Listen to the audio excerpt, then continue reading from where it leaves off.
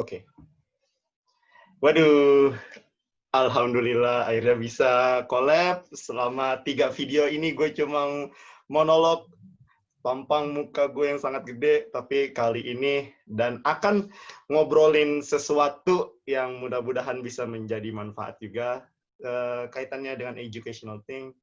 Makanya gue berusaha berpakaian rapi karena gue menghargai pembicara saya yang di depan saya ini dan menghargai konten yang kali ini benar-benar membawa manfaat. Bosan lah, opini gue masih belum baik-baik, kali ini benar-benar bisa menjadi lebih baik. Anjay. Dan di depan saya sudah ada perempuan yang sebetulnya bagi saya sangat familiar. Mau lu yang introduce diri lu sendiri atau gue nih yang introduce diri atau gue yang introduce diri lu? Gimana? Kan lo yang punya channel YouTube nih, menurut lo gimana? Kan gue bintang tamu, gue sih ikut aja. Sama aja kan, intinya dikenalin juga. Iya sih, benar sih. Oke, gue aja deh ya. Dan bersama saya kali ini sudah ada perempuan yang bagi gue salah satu perempuan yang sangat hebat lah, yang gue pernah temuin di dalam hidup gue. Anjir. Amin. Amin Allah. Amin. Mantap. Dan dia ini seorang duta bahasa DKI Jakarta tahun 2019 dan juga Mawapres, mahasiswa berprestasi Fakultas Bahasa dan Seni Universitas Negeri Jakarta tahun 2019 juga ya, 2019. Ya. Dan yang paling terpenting teman sekelas saya Rizka Fezeni. Yoi, Riz, apa kabar Riz? Baik. Alhamdulillah. Lo gimana? Sehat kan? Alhamdulillah. Sibuk jadi mau jadi YouTuber gue. Walaupun masih 61. Cool, Walaupun masih 61 subscriber, mudah-mudahan bisa lah 100. Target gue tuh 100 tau. Supaya bisa itu bikin URL gitu loh. Kan kalau orang lain kan ada youtube.com/apa. Kalau gue tuh selama belum sampai 100 subscriber, gue belum sampai apa lagi ya? Gue belum 30 hari di YouTube, itu sama views-nya belum nyampe berapa ya? 400 kalau nggak salah ya, views keseluruhannya. Gue belum bisa tuh bikin URL kayak gitu. Jadi makanya URL gue masih youtube.com/, adalah itulah kode-kode kecil yang gue nggak bisa dibaca-baca gitu. Nah, dan kaitannya apa nih yang kenapa gue manggil Rizka untuk berkolab dengan saya di video kali ini? Karena sebetulnya gue dan Rizka itu punya latar belakang yang sama di BEM. Ya nggak, Riz? Ya. Ya kan? Rizka ini dan gue juga pernah jadi staff dan juga kepala departemen. Tapi kalau misalnya gue di kepala departemen bagian akademik, dan kalau Rizka ini di bagian apa, Riz? Kaderisasi. PSDM. Ya, PSDM atau Dengan sumber daya manusia. Nah, yang di mana kaderisasi atau departemen yang dulu Rizka geluti, mantap. Itu mengurusi bagian-bagian yang kita akan omongkan pada hari ini, yaitu tentang masa orientasi itu. Nah, Riz, kita langsung move on aja ya gitu ya. Karena kan sekarang lagi highlight banget nih. Sekarang lagi banyak tes masuk untuk perguruan tinggi negeri, ya kan. Lagi zaman-zamannya nih, anak-anak adik-adik kita di angkatan 2020 itu akan masuk ke dunia di mana mereka akan one step ahead gitu loh di dalam hidup mereka. Dan satu proses yang paling tidak bisa dilewatkan bagi gue itu adalah masa orientasi, ya nggak sih? Ya. Masa orientasi kan. Nah, masa orientasi, tapi gue mau nanya deh, Riz, sebelum gue lanjut yang ke lainnya. Menurut pandangan lo nih, baiknya atau gimana ya? Baiknya masa orientasi itu kayak gimana sih untuk dilaksanakannya gitu? Oke. Sebelumnya, tadi makasih banget lo udah dikenalin. Hai viewers YouTube channelnya Madiski. Ya. Gue Rizka, teman sekelasnya Sidik juga. Jadi kita banyak di lingkungan yang sama, ya kan? Dari organisasi maupun kelas. Udah hampir genap 4 tahun sekelas bareng-bareng. Ya, Iya, jadi gue cukup nggak kerasa. familiar dan Sumpah nggak kerasa 4 tahun. ya cukup familiar dengan Sidik dan cukup bangga karena sudah bisa berinovasi keluar sama Diski ini yang banyak kontennya. Kemarin-kemarin kayak semacam review gitu ya, opini tentang yang sebelumnya udah opini monolog diomongin. Iya. Monolog setelah. Oke, go back to our content. Kayak ngomongin tentang konten sekarang itu baiknya kayak apa? Tentang orientasi. Nah, kita harus kenalin dulu nih sebenarnya masa orientasi kampus itu apa. Iya. Kayaknya tuh teman-teman nggak terlalu asing sih sama kata-kata masa orientasi gitu kan, masa pengenalan. Dulu pun di sekolah, di SMP dan SMA udah pernah menjalani hal yang serupa gitu, walaupun nggak sama ya masa orientasi sekolah. Di kampus juga nanti akan melaksanakan itu atau menjalankan itu masa orientasi. Gitu. Jadi kayak masa pengenalan kehidupan kampus lah sekarang, ya kan? Nah, terus untuk namanya sendiri itu banyak kayak di kampus-kampus lain itu namanya biasanya yang paling sama adalah PKKMB sih. Beberapa ada yang menggunakan nama yang sama, pengenalan kehidupan kampus mahasiswa baru. Iya. Ya. Intinya adalah masa perkenalan lah, introduction week gitu, orientation week kayak gitu. Nah, terus ngomong-ngomong tentang harusnya seperti apa, kita bisa lihat dari namanya sendiri kan masa orientasi ya kan, masa pengenalan. Nah, menurut gue sih seharusnya diperkenalkan seperti apa gambaran kampusnya gitu. Secara umum boleh, detail alhamdulillah lebih bagus lagi ya nggak sih? Dikasih tahu mulai dari kampusnya seperti apa, fakultasnya seperti apa, program studinya seperti apa. Karena kan biasanya ada tahap-tahapnya tuh ya kan, kayak kita nih yang dari Universitas Negeri Jakarta atau yang dulunya IKIP ya kan. Kalau pas zaman kita dulu tahun 2016 itu kita ada beberapa tahapan. Jadi kita menjalani PKKMB atau dulu kita sih namanya masih MPA, masa pengenalan akademik. Sekarang namanya PKKMB ya. Intinya samalah kayak gitu. Jadi ada 3 tahapan, ada di tahapan universitas, ada di tahapan fakultas, dan juga ada di tahapan program studi. Kira-kira semuanya itu berjalan kurang lebih 1 minggu atau lebih beberapa hari lah kayak gitu. Nah, untuk yang masalah harusnya seperti apa yang tadi yang udah gue sebutin, harusnya memperkenalkan kampus itu seperti apa gitu kan. Kampus yang sekarang mereka itu menjadi mahasiswanya, culture-nya seperti apa, budayanya seperti apa, mereka terkenal karena apa gitu. Biasanya diperkenalkan juga, mungkin ada yang memperkenalkan, ada yang enggak, visi misinya itu seperti apa kayak gitu. Jadi kayak harapan ke depannya mahasiswanya itu diharapkan atau dituntut untuk seperti apa gitu. Jadi yang penting adalah kehidupan kampusnya gitu. Jadi terus fasilitas apa aja yang dimiliki gitu kan. Terus gimana cara aksesnya? Ya. Terus kalau misalnya mau mengurus sesuatu, mereka harus bertemu siapa? Gitu. Terus apa aja yang harus mereka taati, peraturan dan segala macamnya. Terus untuk yang itu secara umum mungkin ya. Terus untuk yang agak mengerucut lagi, yang udah agak spesifik untuk program studi, diperkenalkan mata kuliahnya apa. Biasanya sih ada ya, kita dari tahun ke tahun ada perkenalan mata kuliah itu seperti apa gitu kan. Terus dosen-dosennya siapa aja, biasanya dikenalin tuh. Terus akses-aksesnya bisa akses e-library apa aja gitu. Terus apa lagi ya? Intinya itu sih, berkenaan atau berkaitan dengan hal-hal culture dan juga fasilitas. Karena kan itu sebenarnya modal ya kan, yang akan diberikan kepada teman-teman angkatan 2020 untuk mereka bisa benar-benar mengembangkan potensinya. Ya gitu. Intinya itu harus memperkenalkan. Jadi mereka tahu apa yang mereka punya dan mereka tahu mereka harus gimana dalam bersikap gitu. Karena mungkin culture-nya secara umum sama di tiap-tiap universitas, sama juga pendidikan tinggi ya kan, tapi mungkin hal-hal yang lebih spesifik bisa berbeda antara satu universitas dengan universitas yang lain. Ya gitu, harapannya itu harus diperkenalkan. Iya sih, setuju banget sih. Apalagi kan yang gue pengen highlight juga tuh kehidupan atau belajar di sekolah dan belajar di kampus itu kan pasti beda kan, nggak sama dong belajar di sekolah sama belajar di kampus kan. Maka juga perlu banget tuh adanya pengenalan gitu loh istilahnya.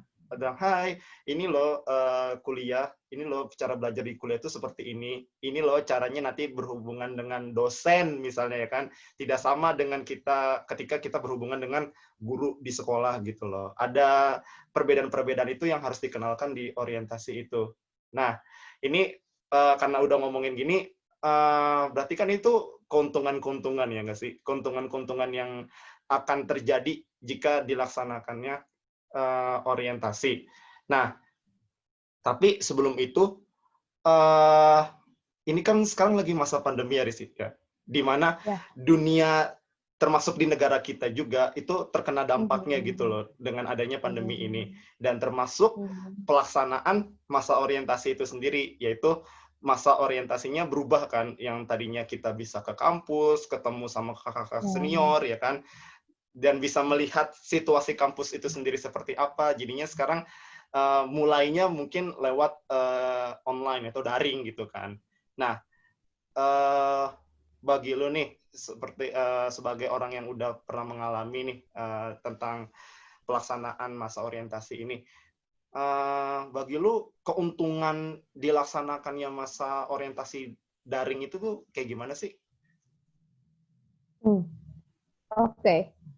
Keuntungannya yang paling amat sangat terlihat adalah bagaimana caranya kakak fasilitator ini mengembangkan kreativitasnya, ya kan? Kenapa? Karena kan ini benar-benar beda dari yang biasanya, ya kan? Kita mengumpulkan orang-orang dalam satu ruangan atau dalam satu gedung atau bahkan di lapangan, dan sekarang itu semua nggak bisa. Gitu. Jadi kakak-kakaknya harus bisa mengoperasikan atau memanfaatkan media yang tersedia, kayak gitu, untuk tetap bisa menjalankan atau memfasilitasi adik-adiknya dalam hal perkenalan kampus. Itu yang pertama, karena kan ya itu tadi, dia itu sekarang kita terbiasa dengan harus terbiasa dengan hal-hal yang berbau teknologi kayak gini kan, segala apapun serba daring gitu. Pasti mengugah kreativitas lah, mereka harus menemukan gimana caranya walaupun berbeda media, tapi hal yang ingin disampaikan itu esensinya tetap sama tersampaikan gitu. Jadi kakaknya harus cari apa pakai platform B atau pakai desain A atau pakai desain B gitu kan.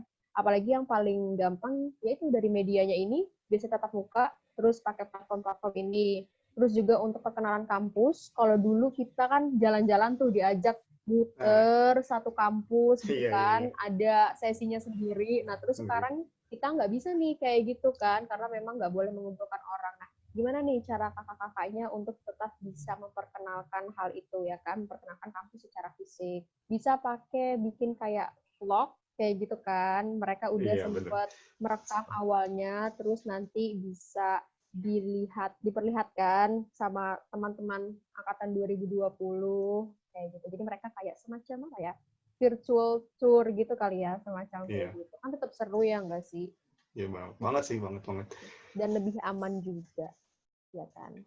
Iya, banget sih. Gue setuju banget sih, karena pasti harusnya di mana ada masalah, justru harus ada inovasi yang muncul gitu kan. Apalagi masalahnya kita nggak bisa keluar, kita nggak bisa berkumpul juga kan, seperti biasa. Walaupun ya berat sih. Tapi gue setuju banget sih, kayak misalnya pengenalan gedung-gedung kampus misalkan melalui vlog, atau nggak mungkin, atau lebih cara lainnya lewat Google Maps kali ya, Google Earth gitu. Ditunjukin, oh ini gedung ini, oh ini gedung fakultas ini gedung fakultas ini, termasuk gedung jurusannya kita masing-masing ya, walaupun sayang sekali sudah rubuh.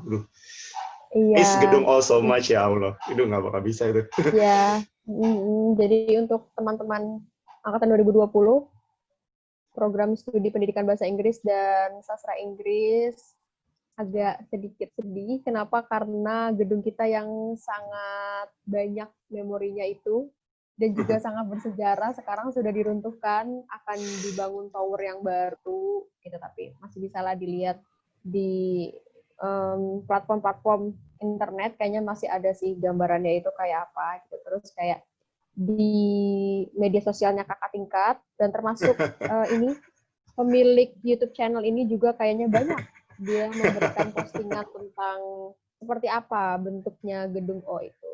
Banyak banget kenangannya, asam manisnya ya kan, perjuangannya di situ semua menjadi saksi bisu lah.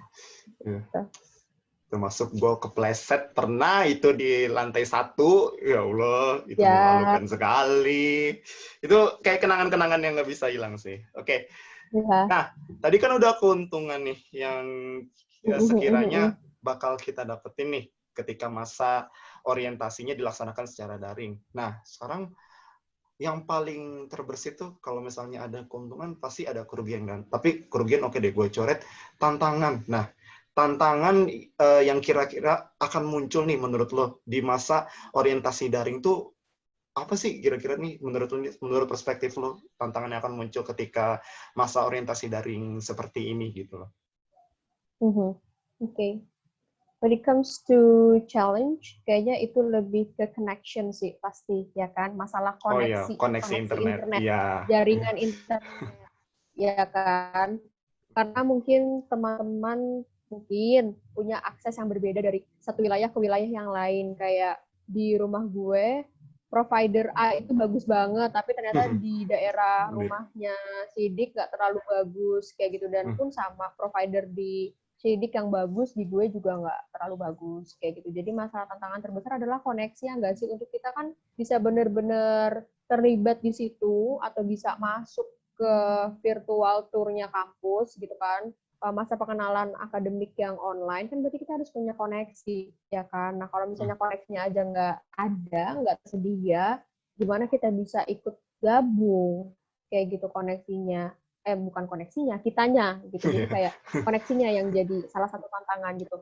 Gimana kakak-kakak fasilitatornya ini bisa semacamnya itu memfasilitasi gimana koneksinya itu akan tetap ada. Jadi teman-teman angkatan 2020 punya peluang yang sama untuk bisa mengikuti rangkaian bukan ospek, nggak enak ya kalau ospek bilangnya, masa pengenalan akademik lah atau masa orientasi masa orientasi itu gitu. Karena dari yang berita-berita gue tonton juga dan gue baca itu agak sedikit sedih banget sih, sampai ada yang harus mengorbankan nyawanya untuk bisa terhubung dengan internet kayak gitu. Jadi itu yang perlu diperhatikan, koneksi yang paling utama.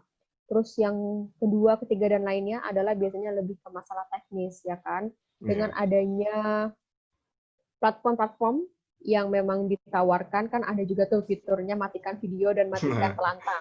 Mikrofon gitu, bahasa Indonesianya kan pelantang. Nah, itu gimana nih?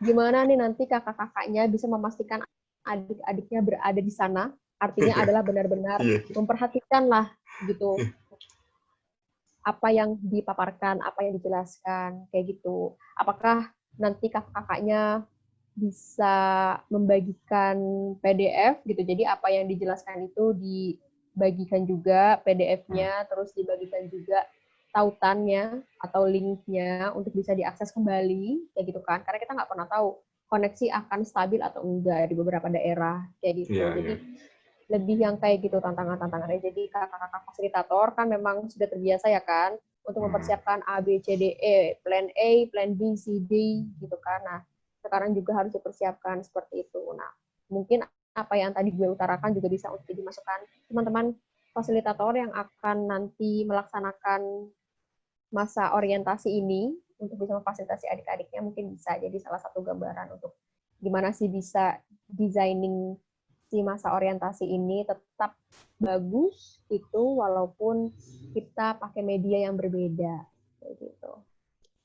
Setuju sih, kayak internet ya itu emang bisa jadi dua mata pisau nggak sih, bisa jadi teman, bisa menjadi musuh juga kalau misalnya koneksinya tuh lemot gitu loh. Dan maksudnya karena gue setuju banget koneksi gue kartu atau provider tertentu di rumah gue tuh bagus, tapi belum tentu di rumah lu tuh bagus juga kan. Dan kalau misalnya sampai terhambat tuh kayak ya Allah, iya sih kasihan juga.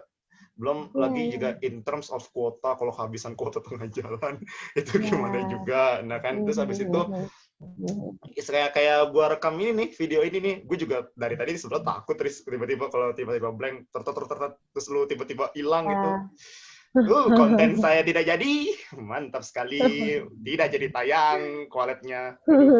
Itu sih yang paling sedih. Dan yang kedua tuh, yang paling gue menggelitik pikiran gue tuh, yang misalnya kayak Zoom nih ya, kayak Zoom. Kan di Zoom itu kan ada fitur mute sama stop video kan. Kalau misalnya kita mute, kalau sekali ada yang ngomong sih wajar aja ya. Tapi kalau stop video gitu, mana kita tahu ya kan kalau misalnya itu orang lagi perhatiin kan, siapa tahu dia lagi tidur atau nggak cuma nyalain suaranya terus habis itu ya udah dengerin ngantuk gimana. Kalau misalnya dulu kan ada kakak-kakak seksi kedisiplinan ya kan, kalau misalnya dia kelihatan ngantuk aja, ngantuk, kamu ngapain kamu begitu kan. Kalau sekarang negurnya gimana, room siapa ini namanya tadi nih yang gelap-gelap.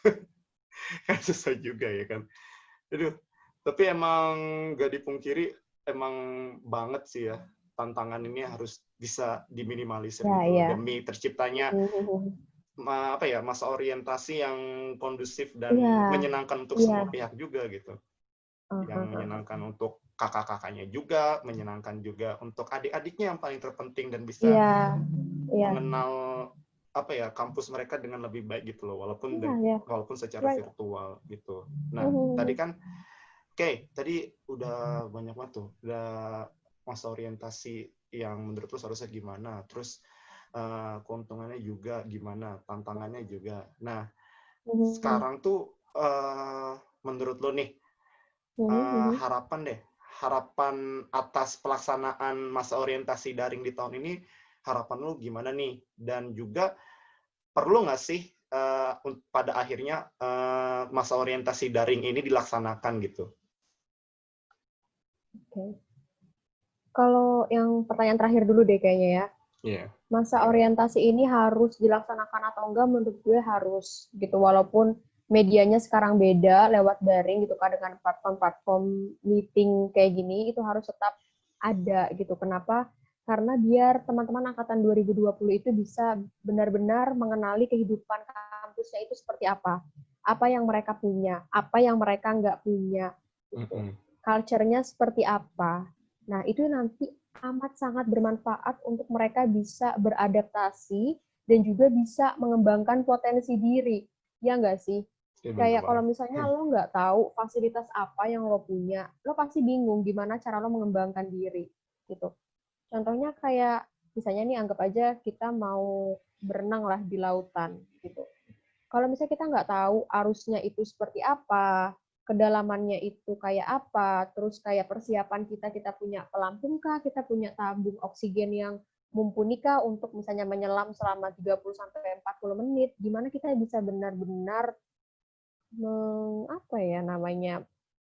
bisa ambil manfaat dari semua itu atau mengembangkan diri kita lah, kayak gitu, bisa benar-benar mengambil value yang ada di situ gitu. Karena gue pun nggak memungkiri gimana cara gue beradaptasi, gimana cara gue mengembangkan diri, itu benar-benar salah satunya yang banyak berkontribusi adalah lewat masa pengenalan akademik ini atau masa orientasi ini. Dimana gue tahu kalau di kampus gue itu ada e-library, ya kan, terus ada fasilitas apa, terus kalau mau bikin surat yang berkaitan dengan administratif itu ada di mana, harus ketemu siapa, ruangan kepala prodi itu di mana, terus kalau biasanya untuk mengisi KRS ya kan, kartu rencana studi di mana, ya, terus untuk lihat IP di mana ya kan, karena kalau misalnya dulu di sekolah ada nih dikasih rapot ya kan, tanggal sekian datang ya ke sekolah, dikasih rapotnya gitu. Atau kalau misalnya ada sekolah yang bisa atau udah mulai pakai PDF, mungkin udah ada gitu. Tapi kan kalau sekarang kita harus masuk ke kayak laman khusus gitu kan, dengan nama kita, terus dengan kata sandi yang cuma kita yang tahu, dan biasanya Pustikom yang tahu ya kan, untuk UNJ gitu, untuk kampus kita. Nah, itu kan juga harus diperkenalkan kayak gitu. Jadi kita benar-benar bisa menguasai diri kita, beradaptasi kayak gitu. Karena kan yang namanya mahasiswa gitu kan, di salah satu kampus datang dari berbagai macam latar belakang, dari suku, budaya, pendidikan, kebiasaan sekolah waktu di SMA dan di SMP gitu, atau yang paling dekat SMA gitu kan. Harus diperkenalkan nanti ketika mereka datang ke kampus, salah satu kampus yang sekarang mereka diterima, dan menerima mereka itu seperti apa culture-nya gitu. Itu yang sangat amat berpengaruh untuk perkembangan mereka gitu. Perkembangan teman-teman angkatan 2020 harus tetap ada gitu. walaupun nanti misalnya nauzubillah misalnya sampai nggak bisa juga lewat media platform, mungkin teman-teman kakak fasilitatornya bisa membagikan lewat dokumen, entah bentuknya PDF atau PowerPoint gitu. Pokoknya intinya benar-benar diperkenalkan kampus itu seperti apa gitu. Karena teman-teman angkatan 2020 biar nggak clueless nih, ini gue kuliah gimana, gue punya apa gitu kan. Jadi mereka nanti kayak semacam bingung nih, sebenarnya gue kuliah gimana sih ceritanya, kayak gitu. Ya, kayak gitu sih harapannya. Bukan harapan. Tadi kita lagi ngomongin ini ya, harus ada atau enggak? Harus ada. Gitu. Gambaran umumnya kayak gitu, dan gambaran spesifiknya itu karena biasanya untuk gambaran spesifik karena biasanya di yang tadi udah gue sebutin juga di program studi, ketika nanti tahapannya adalah di program studi itu diperkenalkan mata kuliah, ya kan? Ada mata kuliah apa aja yang akan mereka pelajari dan mereka harus ikuti gitu. Terus berapa kali mereka bisa nggak ada di kelas, terus penilaiannya seperti apa, bobotnya seperti apa. Jadi mereka bisa menyusun strategi nih, ya kan? Karena biasanya kalau lagi kuliah itu offers untuk benar-benar bisa ngembangin diri tuh banyak. Entah mereka mau ikut student exchange, atau mereka ikut lomba, atau mereka ikut volunteer, atau masuk organisasi NGO dan segala macamnya. Untuk mereka bisa balance antara kedua itu, mereka harus ngerti dong kelas mereka tuh kayak apa gitu. Kayak gitu. Terus kayak diperkenalkan juga nanti profil lulusannya itu seperti apa. Karena kan biasanya ketika dulu gue pertama kali masuk pendidikan bahasa Inggris, gue mikir kayak, aduh kayaknya benar-benar berat nih. Harus maksudnya bukan gimana, tapi kayaknya memang mayoritas harus jadi guru atau jadi educators gitu kan. Ternyata banyak loh selain itu. Dulu waktu sama Kak Prodi kita yang terdahulu gitu sebelumnya sekarang, itu kan udah dijelasin tuh profil lulusannya, ada yang jadi news anchor, terus ada yang jadi apa namanya pengembang materi gitu kayak curriculum developer. Pengembang kurikulum. Ya, pengembangan kurikulum, pengembangan materi ajar, banyak banget kayak gitu. Kayak bisa juga jadi, mungkin menurut gue bisa juga jadi education policy makers, ya kan, untuk pengembangan policy, kebijakan di bidang education juga sebenarnya bisa kayak gitu. Dan banyak banget sebenarnya yang digali di situ untuk membuka cakrawala kita. Sebenarnya salah satu prodi yang sekarang kita jalani itu banyak banget masa depannya itu gitu. Contohnya kita yang latar belakang pendidikan bahasa Inggris nggak cuma terbatas jadi educators aja, tapi banyak gitu. Kayak gitu. Jadi harus tetap ada dong, nggak bisa nggak diadain kayak gitu. Bahkan kita aja dulu kan tetap tatap muka, tapi itu kayak ada buku panduan yang tebel banget gitu. Gue pernah lihat di TU. Nah itu tuh di situ banyak banget isinya, mulai dari perkenalan kampus secara umum di tingkat universitas, terus turun lagi ke fakultas. Makin turun apa makin naik, kayaknya kayak semakin mengerucut gitu loh. Mengerucut ke prodi, ya. Ya, fakultas terus prodi masih tetap ada kayak gitu, karena memang esensinya penting banget ya sih, gimana caranya lo mau berkembang kalau lo aja nggak kenal lingkungan lo kayak apa gitu, apa yang lo punya gitu. Jadi itu harus tetap ada gitu, tinggal memanfaatkan teknologi yang tersedia disesuaikan dengan kondisi dan situasi kayak gitu.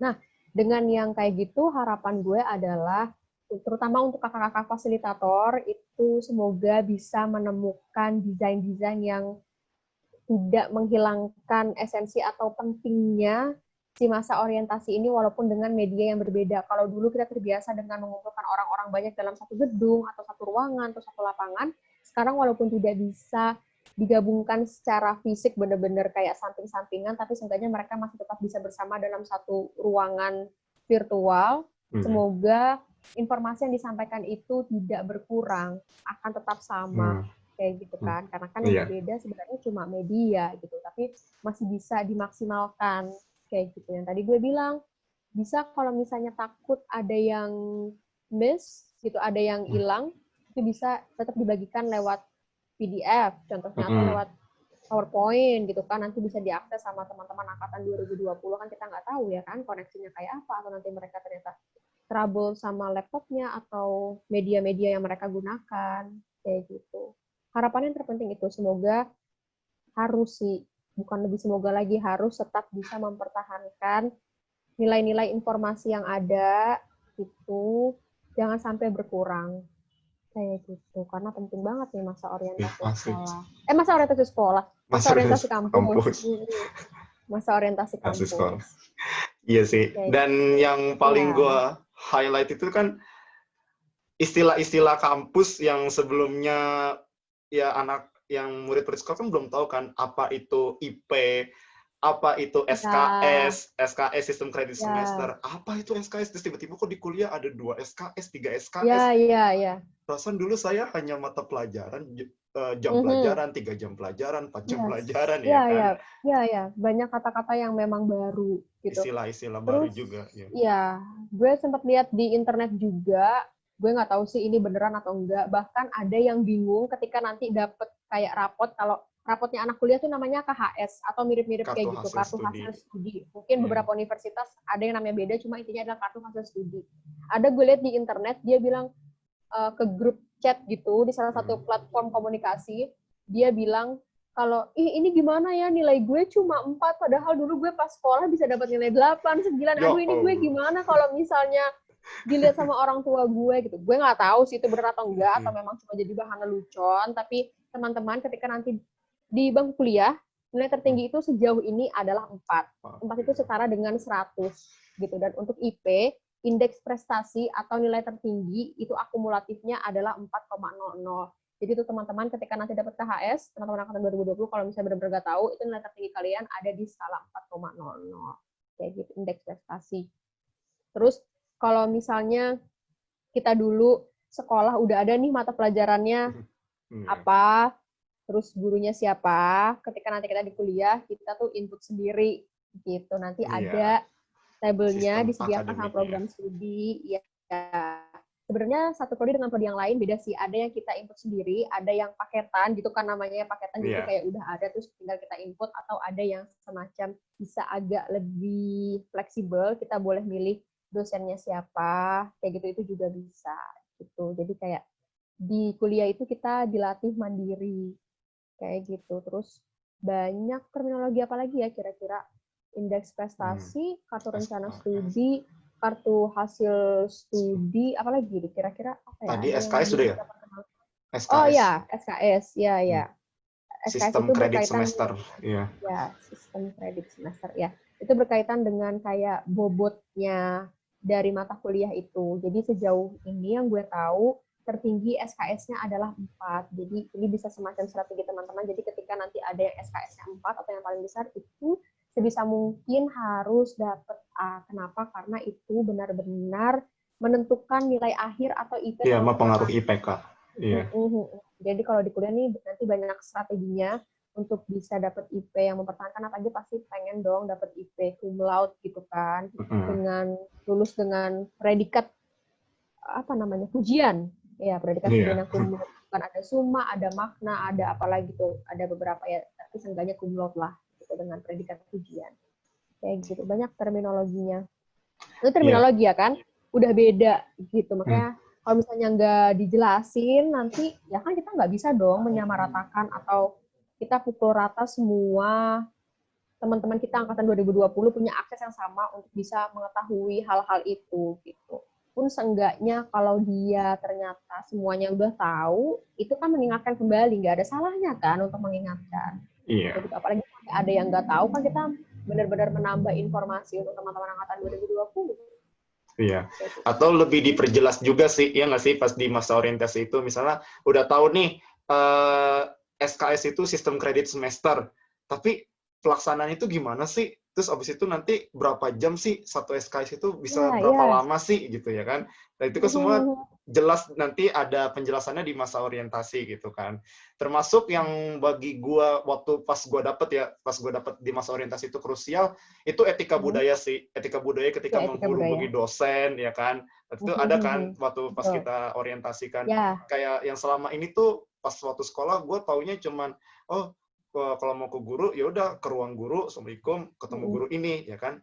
Terus kalau misalnya tapi kalau di kuliah kan nggak selalu dosen yang kita cari itu nggak selalu ada di ruangan dosen kan. Pasti mungkin aja beliau ke ruangan mana atau ke gedung mana untuk menghubunginya, makanya harus butuh etika dan budaya juga kan. Dan banyak ya nggak sih sebetulnya yang bisa didapat di masa orientasi itu, dan makanya gue setuju banget itu harus ada, walaupun mungkin packagingnya aja ya, bentuknya aja mungkin nanti beda gitu loh, karena masa pandemi sekarang ini kan. Iya, itu. Iya, setuju banget. Dan harapannya pun juga bagi gue pribadi ya juga semoga walaupun dalam masa pandemi ini, masa orientasi daring ini tidak mengurangi apa ya, tidak mengurangi proporsi juga, dan juga bisa menjadi media yang tetap bukan edukatif, informatif dan menyenangkan juga bagi kakak-kakak pelaksananya, dan terutama adik-adik mahasiswa di angkatan 2020. Iya, teman-teman angkatan 2020 ini gitu. Wah, nggak kerasa ya, bagus banget ini diskusinya. Cuma wish I can extend it, tapi kita limit banget dengan waktu ya. Mungkin yang terakhir kali ya, closing statement deh, dari lu apa nih, Riz, terkait dengan masa orientasi daring di tahun 2020 ini gitu. Right. Jadi kalau closing statement dari gue adalah semoga kakak-kakak fasilitator ini benar-benar bisa memfasilitasi adik-adiknya, walaupun sekarang kita itu agak sedikit berbeda dengan apa yang sudah kita lakukan sebelumnya, yang biasa mengumpulkan orang, terus sekarang mengumpulkan orang tetap, tapi dengan platform yang beda.